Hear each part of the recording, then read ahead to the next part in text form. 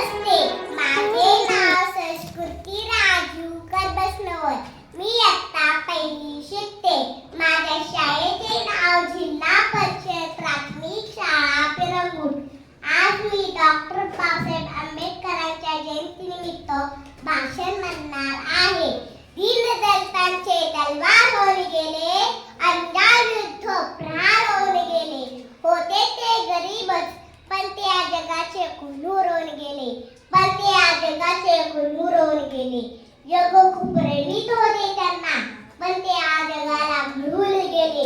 वर्गाच्या बाहेर बसून सुद्धा ते भारताचे संविधान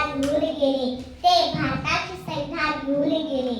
अशा या महामानवाला डॉक्टर बाबासाहेब आंबेडकरांच्या जयंतीनिमित्त नमन करून मी माझ्या भाषणाला सुरुवात करते.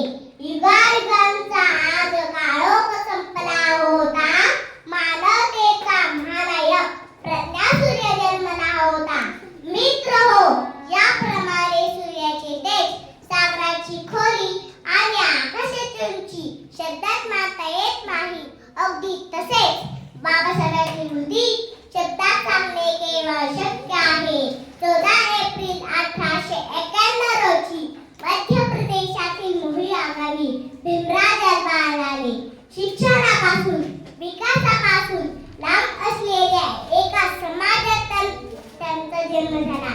त्यांना शालेय शिक्षण घेताना अस्पृश्य म्हणून मानहानी स्वीकारावी लागली, पण यामुळे खचतील ते बाबासाहेब बसले.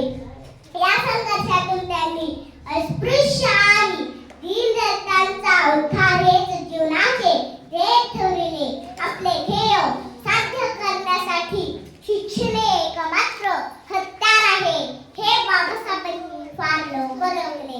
ते म्हणायचे, शिका, संघटित व्हा आणि संघर्ष करा, कारण शिक्षण हे वाघिणीचे दूध आहे. जो तो घेईल तो गुरगुरल्याशिवाय राहणार नाही.